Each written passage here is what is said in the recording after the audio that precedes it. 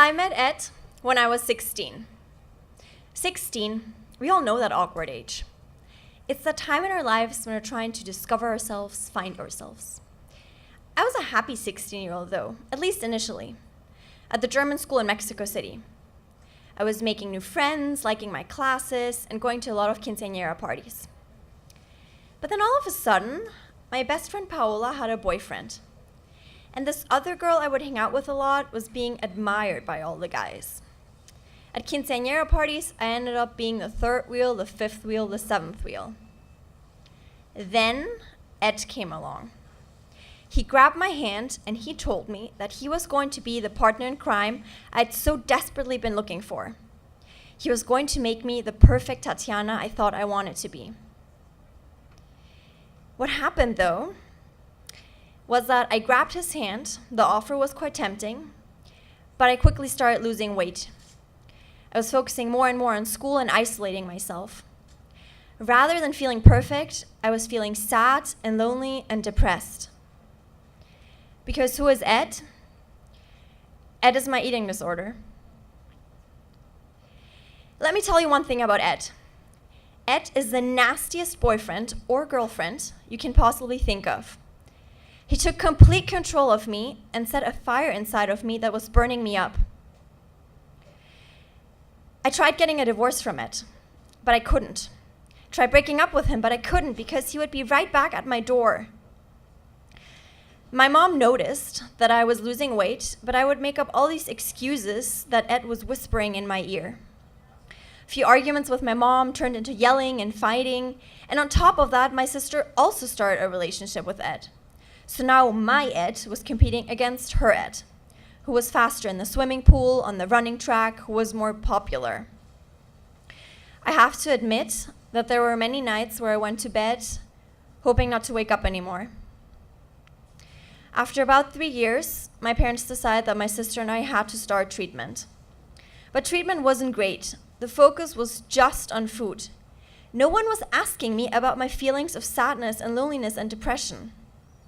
I wanted to speak up and say that my family needed help, but I couldn't because Ed was telling me not to. Regardless, I left to college. I went to UC San Diego for undergrad, and at first I was loving it. Ed and I were doing long distance. But over my 4 years at UCSD, Ed started visiting me more and more. And, well, eventually he moved to San Diego, and now we did really get married. I tried treatment again, but it wasn't working. Nevertheless, I got into Stanford, my dream school. I was going to major in environmental engineering and science, a subject I was really passionate about. I had still agreed, though, to keep going to therapy. So week 2, I went to Freiin Health. The nurse came in and took my vital signs. I was waiting for the doctor, not expecting to hear anything too new or too different. But the doctor came in and looked at my vital signs and looked at me and said, "Your heart rate is so low right now that during your sleep it is even lower and you could die during your sleep." I felt complete shock, complete disbelief. How could I have gotten this far? Because Stanford, it's week 2 and I'd already screwed up. I cried for an hour. Biggest breakdown of my life, of course. The doctor explained to me that it is actually quite common to find people with eating disorders here at Stanford because we all try to be perfect, successful in every aspect of our lives. The doctor also wanted me to go to hospital. But foolish me, so controlled by Ed in that moment, did not go to hospital. I had found a little spark of happiness here, though, that Tatiana wanted to hold on to. So I stayed at Stanford, but still kept going to therapy, seeing my doctor and my psychologist every week during fall quarter. But it didn't really help, because even though I was eating a little bit better, Ed was telling me to work out more. And thus, over winter break, I went to inpatient treatment. No, I did not go to Sacramento to spend Christmas with my friends there. I went to inpatient treatment and the worst Christmas of my life. In fact, because I hated it so much, I left right after 2 weeks and came straight back to Stanford, where my little spark of happiness was something that kept me going. 3 great things happened right after treatment, though. First great thing that happened was that a not-so-great therapist at this treatment center gave me a book called Life Without Ed. In this book, Jenny, an anorexia and bulimia survivor, talks about her eating disorder as this relationship with Ed. She gave me the language that I'm using here with you today. Through her, I learned that I had to separate my Tatiana voice from Ed's voice in my mind. And this actually made me question, was it Ed who had screwed up, or was it I who had screwed up? It's a blurry line. The second great thing that happened was that back here at Stanford, I joined a body image group.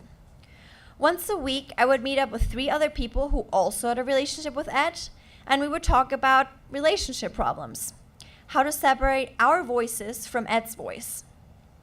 And the third and best great thing that happened was that my mom, back in Mexico, had also read a book written by an anorexia and bulimia survivor. And the author, Andrea, became my therapist. We started Skyping once a week. She is the first person who absolutely understands me. With her, though, I've had to face my feelings and not walk away from them. I've realized how it was this initial lack of admiration from guys that led me to start a relationship with Ed. How my mom's perfectionism just made everything worse, and how the conflict between my sister and I was just the worst that could have possibly happened.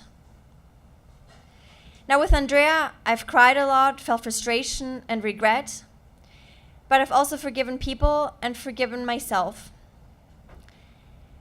I've definitely started the divorce process from Ed, but we all know that divorce is never easy. I'm still fighting a battle with a lot of ups and downs, but certainly a lot more ups than downs at this point. With Andrea, I've realized that my passion for the environment and for human and animal rights is something that really keeps me going. I found beauty in life again, and I really do want to live at this point. This is the first time that I'm openly talking about my relationship with Ed. And because of this, I'm going to treat myself for a delicious vegan dessert right after this. No, Ed, no. You do not have the last word today.